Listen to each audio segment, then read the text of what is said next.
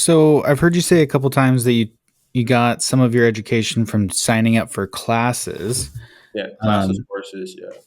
are you are you pro or an advocate for finding master classes and signing up and doing those? And how do you know when to stop?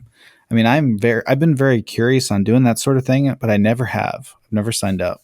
You just thought about it. You're like, I just don't know, like, how do you kind of like do your research and figure out, okay, is this worth it, or is this just somebody like me? Like, I've looked at Tim Ferriss and I've looked at some other people and thought, well, maybe I should make my own master class.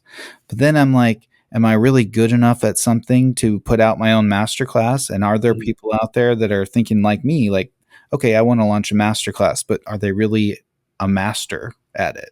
You mm. know? Yeah, I would say so. I'm definitely, I'm very picky about it. Like, I'm not the person to just devote time and energy to anybody because, there's a lot of people that are either you find out they are frauds or, it's somebody that doesn't necessarily 100% align with them. But I'm all for it. I'm all about downloading new information because downloading new, you should be always downloading new information in your, and as far as with your business goes. So even for me, like I run in ads all the time and I always have to stay on the cutting edge for ads because like this morning I was looking at a video of how to like run Facebook ads in like a different way in a different format. But I've been running ads on Facebook for months, for years, for not months, almost a decade. And so it doesn't even feel like it, but it's always changing. So um, I'm all for it. You just need to do your research. Like that's one thing I'm always gun ho to do interviews like this. Like because it builds equity to my name. Like I can only be so persuasive. Like if I can't reference, if I can't reference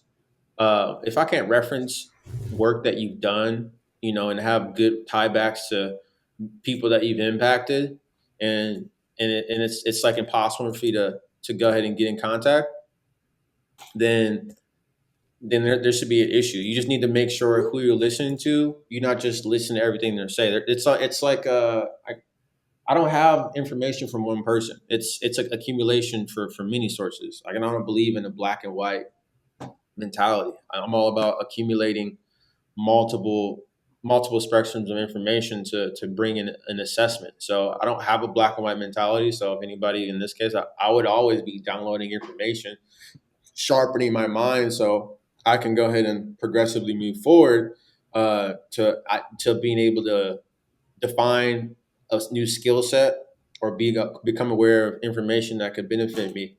So that's what I would say. Sorry about Okay. that. No worries. That is what I would say to that because when I came across Ty Lopez, I was pretty fresh on it. I never bought a course. I think that was one of the first courses that I ever bought, and then that led me to meet discovering another person, and then I learned something from him, and then like just like Ty Lopez led me to Chris Record. Chris Record, or before Ty Lopez, a guy named Justin Senior. Justin Senior sold cat T-shirts, so I learned how to sell print on demand cat T-shirts to some degree, and I did it for myself. So like a couple $1,000s of cat T-shirts, and then I wasn't able to do it again, and then in that time frame, I learned network marketing, where I was learning how to be a master communicator. So in this case, in 2024, it doesn't make sense not to create a skill where you can leverage it and weaponize it to make an extra source of income. So you just need to constantly be on the lookout for new information to build a skill set. So if you have a goal in mind to build a skill set and you have value of something, more value to something before you actually bought it, that is the timeline that you want to pay attention to. Don't just treat one person as like this holy individual. That's the issue that a lot of people run into. And then that when that person has a mistake or is flawed, then you will then you create this person and you worship them, and then you don't know how to necessarily assess it because the internet's always going to reveal all your positives and your negatives. So that is the thing that I would say to that. So if you want to do it, someone like yourself, Trevor, do it, but don't go into it like it's going to be this end all be all, especially if it's. I'm all about how it's sold because like I come from the guru era. Like the more you learn, the more you earn. Like that's the one thing that really stuck with me with Ty Lopez. Like I was like, that was one of the things where I was like, wow, okay. The more you learn, the more you earn. That makes sense. He associated learning with earning. In this case, it could be money, it could be cars, it could be financial freedom. And then I took that along with the other things from Ty Lopez. And then I got another thing from Justin Cena. Justin Cena really helped me discover an aggressive method of how to approach Facebook ads. I was like, oh, this is how you run a Facebook ad? Uh, Yeah, that's got to be a good skill to learn because you don't yeah, just know how to do Facebook ads, you no. know? And that's the thing. I've always been curious. So I was already messing with Facebook ads, didn't necessarily know what I was doing. I made a Miami Heat page when LeBron was with the Miami Heat, and I spelled Miami wrong. I remember vividly, and I told my mom that, hey, if you give me your credit card, I can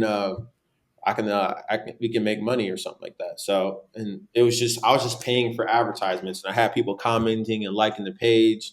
But at the time I knew it was something. And this was, again, whenever that was, but that was happening.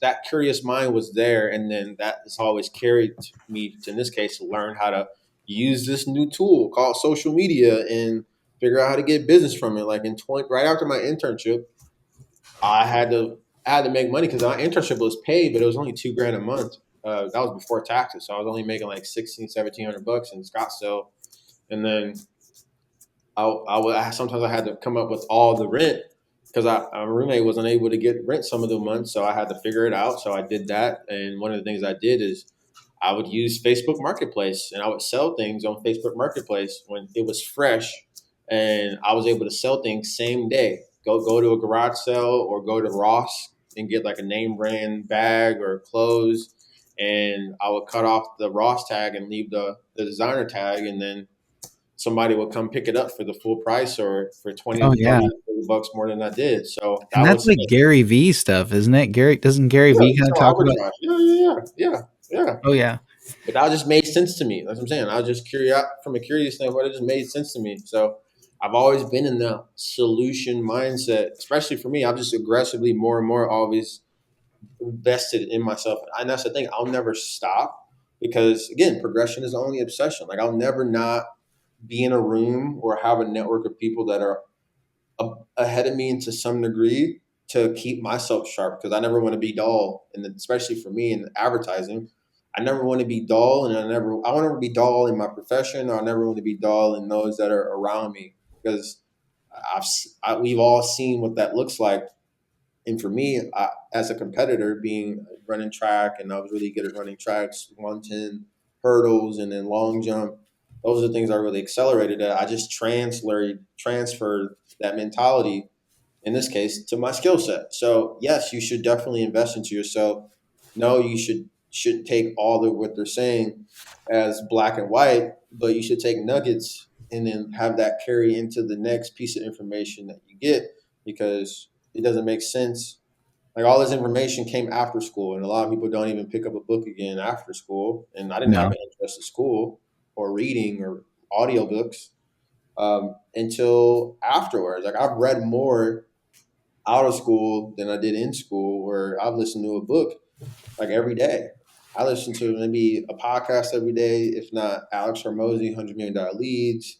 I'm doing a non-negotiable challenge with my siblings where you listen to a book every day, at least a chapter, or going to walk. Like I'm always trying to sharpen my mind because your brain, just like I deadlift, so it's a muscle. So I just treat my brain like a muscle.